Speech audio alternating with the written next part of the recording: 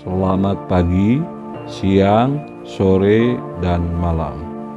Terima kasih telah bergabung dengan channel Ar-Rahman.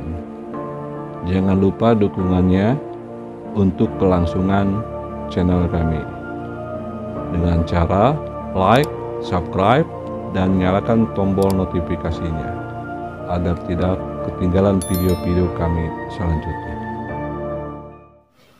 Bismillahirrahmanirrahim. Assalamualaikum warahmatullahi ta'ala wabarakatuh. Pada kesempatan kali ini saya ingin bercerita tentang semua pertanyaan-pertanyaan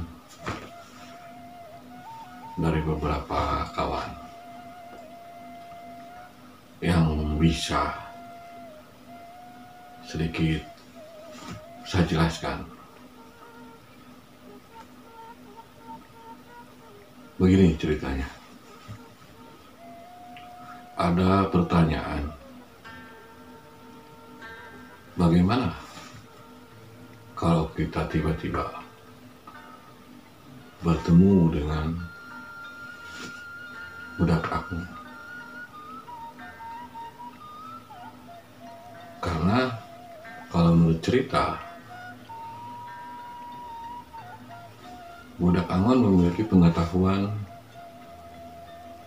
yang sedikit berbeda dengan yang ada pada umumnya.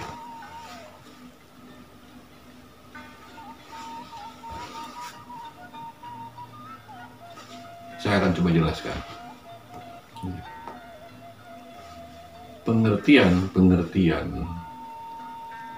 yang dimaksud oleh saya berbeda bukan sama sekali perbedaan antara A besar dengan A kecil. Gitu. Jadi pengertian yang maksud dengan berbeda keluar dari aturan-aturan dasar. Maksud saya seperti itu. Jadi antara cerita bahwa memiliki kemampuan yang sangat tinggi itu tidak dibarengi dengan urutan-urutan dasar dalam mempraktekkan pengetahuan itu. Itu yang dimaksud oleh saya berbeda. Seperti misalnya begini, contohnya. Dia tidak mengurut lagi 1 ke 2 atau 2 ke 3 atau baru ke A, enggak. Dia bisa langsung dari 1 ke A. Maksud saya seperti itu. Dan dia memberikan pandangannya seperti rinci. Dan pandangan seperti rinci itu pun dia buktikan. Itu maksud saya berbeda dari kebiasaan. Jadi jangan disalah tafsirkan berbeda dalam segala hal, ya tidak.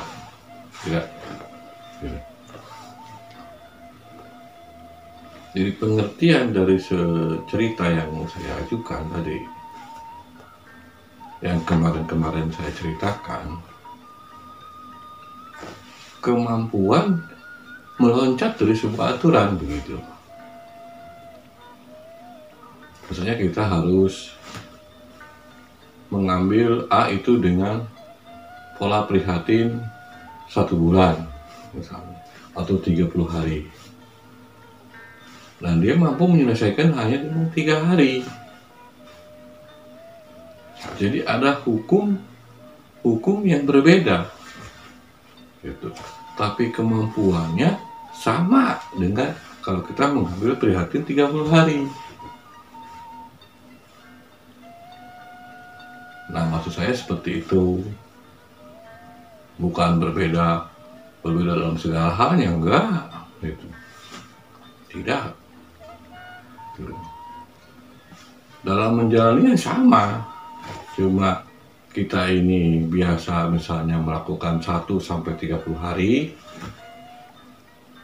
Nah, budak anggun tuh hanya 1 sampai 3 hari sudah selesai. Tapi apabila diuji coba atau dipraktekkan, sama dengan 30 hari. Itu maksud saya berbeda. Jadi kalau misalnya dia bilang misalnya, betul ada budak anggun itu, dan nyata adanya, dia bercerita, selesaikan dalam 3 hari, bisa seperti itu. Maksud saya, tolong kaji dulu. Itu. Jangan langsung disalahkan, oh ini nggak benar, ini harusnya 30 hari. Maksud saya seperti itu. Karena, kenapa saya bicara seperti itu? Terakhir saya bertemu dengan sepupu saya, sekitar tahun 2000-an waktu itu ya. 2000-an, kalau nggak salah saya 2000-an. Beliau berpesan, sebelum mangkat, beliau berpesan. Ini maksud pengertian dari kata berbeda, kata beliau begitu, kata sepupu saya. Sekitar tahun 2000-an, saya bertemu dengan sepupu saya, dan beliau berkata seperti ini. Yang dimaksud dengan berbeda pengetahuan dengan kebiasaan orang banyak adalah cara mengambilnya. Cara mengambil pengetahuan itu yang membuat berbeda. Gitu. Kalau pada saat diucapkan sama bacaannya. Jadi budak anggun ini memiliki sebuah panduan buku yang membuat dia bisa melewati beberapa prosedur tahapan buku tanpa masalah dengan badannya. Itu maksud dari pengertian berbeda. Berbeda dalam segi pandang, berbeda dalam pengetahuan. Maksud saya seperti itu. Jadi pengetahuan yang dimaksud adalah menjabarkan pengetahuan itu.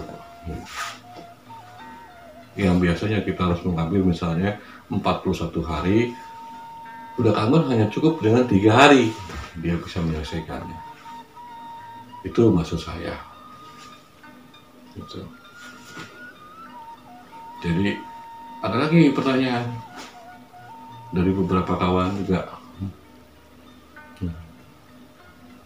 Apa yang kita perbuat apabila ketemu dengan beliau? Apa kita berguru atau jadiin panutan? Sepertinya mudah jawabannya. Kenapa saya bilang mudah? Kalau kita ketemu dengan budak anggun, jangan berharap budak anggun itu akan mengaku dirinya budak anggun. Gitu. Yang kita tahu orang itu budak anggun, tapi budak anggun sendiri dia tidak pernah mau mengaku dirinya budak anggun. Itu tolong digarisbawahi. Jadi diambil kesimpulan hanya kita yang mengatakan dia budak anggun. Sedangkan budak anggun sendiri tidak pernah mengakui dirinya budak anggun. Nah, terjawab sudah pertanyaan tadi ya. Bagaimana kalau kita ketemu dengan budak anggun? Ya. Koreksi aja diri kita. Perbaiki diri kita. Ya. Kenapa begitu? Karena walaupun dipaksa pun dia tidak akan pernah mengaku dirinya budak anggun. Itu sudah sejarah mengatakan demikian. Tidak. Sudah ada dalam sejarahnya. Ya.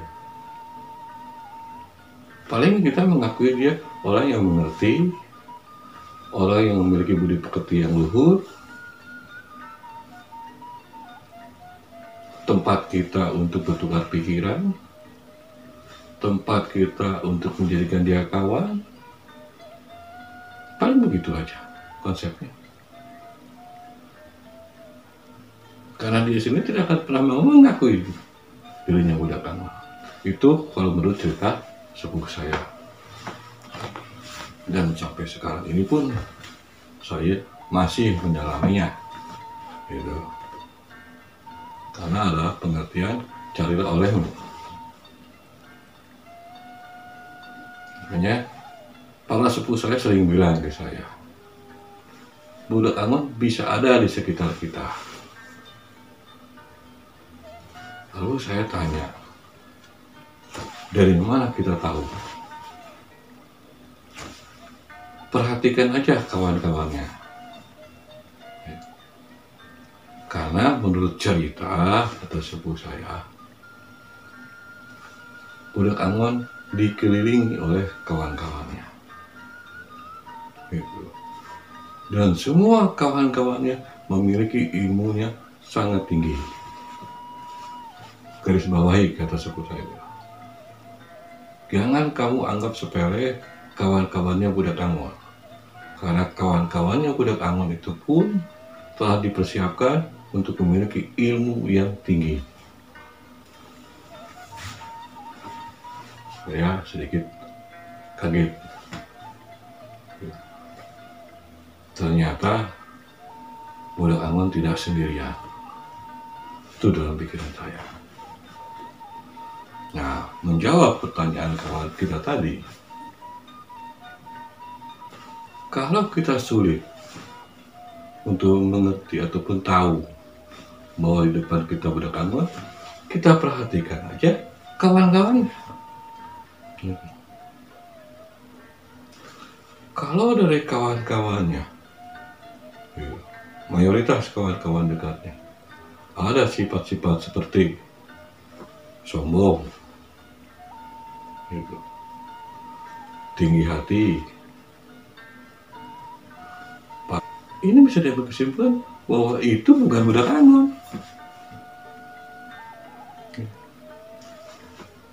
Kalau kata sepupu saya, budak anggon terkenal bersahaja.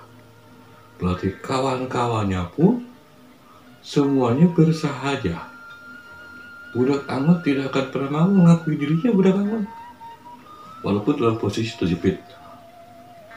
Kawan-kawannya pun tidak akan pernah mengakui dirinya berilmu, walaupun posisi mereka terjepit. Gampang kan? Jadi kalau kita melihat seseorang, apakah dia itu budak anggon atau bukan, lihat sifat dasarnya, lihat perangainya. Apakah dia ingin pengakuan? Jelas budak anggon tidak perlu pengakuan.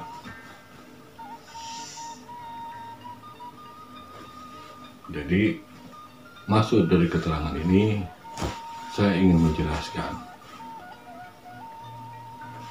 bahwa titik tulis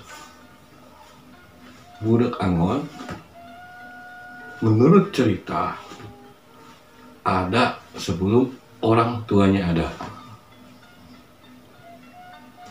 Titik tulis budak anggon ada sebelum kakeknya ada.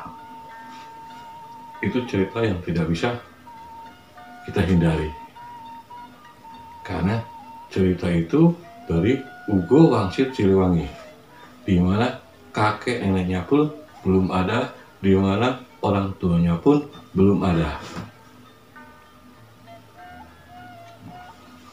Bagaimana dengan teori filsafatnya? Antara cerita dengan filosofinya. Sambungkan saja. Seperti cerita Nabi Muhammad. Ada cerita itu sebelum orang tuanya Nabi Muhammad ada. Atau sambungan lagi dengan cerita tentang Nabi Isa. Ada cerita itu sebelum orang tuanya Nabi Isa? Ada. Atau sambungan lagi dengan ceritanya Nabi Musa alaihissalam. Ada Nabi Musa alaihissalam ceritanya sebelum orang tuanya Nabi Musa alaihissalam ada. Nah, itulah ceritanya kalau secara filosofinya. Begitu pula dengan budak Angol. Tinggal tergantung kita memandangnya. Apakah ini akan terjadi atau ini hanya sebuah cerita atau ini hanya untuk sebuah harapan. Tapi kalau di garis bawahi titik tulis budak Angol ada dalam ceritanya sebelum para kakek nenek moyang orang tuanya itu ada.